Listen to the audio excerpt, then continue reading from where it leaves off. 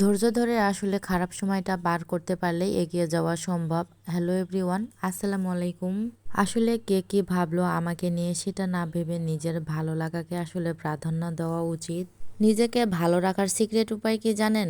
কারো কথা গায়ে না মেখে আপনাকে নিয়ে কে কি ভাবলো না ভাবলো এগুলো কথা নিয়ে একেবারেই চিন্তা করবেন না, বা একেবারেই সময় নষ্ট করা যাবে না। এই যে আমি সবকিছু ছেড়ে ছেড়ে দিয়ে নিজের মতো করে এগিয়ে যাচ্ছি, নিজের মতো করে বাঁচতে শিখে গেছি। আপনার খারাপ সময়ে অনেকেই আপনাকে দেখে মজা নিবে, আর আপনাকে শুধু ধৈর্য ধরতে হবে।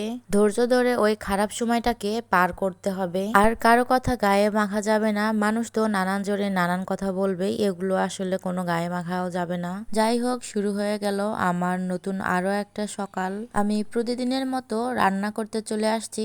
সকালে ঘুম থেকে উঠেই আমি রান্না করতে চলে আসি। প্রথমে আমি রান্নাটা সেরে নেই, তারপর বাকি কাজগুলো করে নেই। কয়েকদিন হলো আমি রান্নাঘরটা একদমই পরিষ্কার করতে পারছি না। কোন দিকে সকাল হচ্ছে আর কোন দিকে সন্ধ্যা হয়ে যাচ্ছে আমি আসলে কিছুই বুঝতে পারতেছি না। সকালে ঘুম থেকে উঠে রান্না করতে, খাওয়া দাওয়া করতে কেন যেন 11টা বেজে যায়। শীতের দিন আসতেছে, আসলে 11টা সাড়ে 11টার মধ্যে গোসল করে নেওয়া উচিত। ছোট বাচ্চাদের একটু অনিয়ম হলে ওদের সর্দি কাশি লেগেই থাকে, এটা আমার খুব একটা ভালো লাগে না। আমার বাচ্চা যদি অসুস্থ হয় আমার খুব খারাপ লাগে, মনটা খুবই ছোট হয়ে যায়। তখন মনে হয় আসলে কোনটা করলে কোনটা ভালো হবে, এরকমটা মনে হয়। এখানে আপনাদের ভাইয়া 2 দিন আগে কলা নিয়ে আসছিল, মানে কাঁচা কলা। কলাটা রান্না করার কথা একদমই মনে থাকতেছে না, শুকায় যাচ্ছে। ভাবলাম যে আজকে একটু রান্নাটা করে নেই। আমি এর আগে কাঁচা কলা রান্না করতে পারতাম না। কাঁচা কলা রান্না করলে কেন যেন কালো হয়ে যাইতো। একটা ভাবি আমাকে শিখাই দিল যে হলুদ দিয়ে ভিজে রাখবেন, তাহলে হয়তো বা আর কালো হবে না। তো তারপর থেকে যখনই কলা নিয়ে আসে, এই তো আমি হলুদ দিয়ে ভিজে রাখি প্রায় 10-15 মিনিট। তখন থেকে আর দেখি তরকারিটা আমার কালো হয়ে যায় না। আর ফেসবুকেও দেখি অনেক আপুরা এরকম কলা কেটে একদম হলুদ দিয়ে ভিজে রাখে,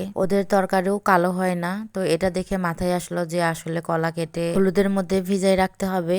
অন্যের ভিডিও দেখলেও আসলে লাভ, অনেক কিছুরই আইডিয়া পাওয়া যায়।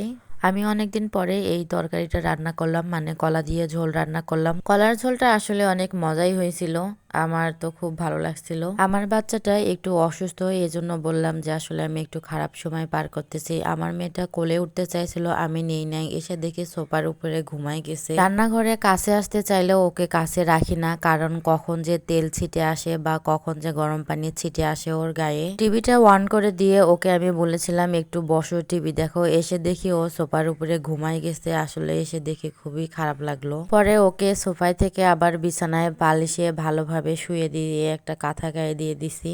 আজকের ভিডিওটা এ পর্যন্তই। কেমন লাগলো ভিডিওটা অবশ্যই কমেন্ট করে জানাবেন। আল্লাহ হাফেজ, সবাই ভালো থাকবেন।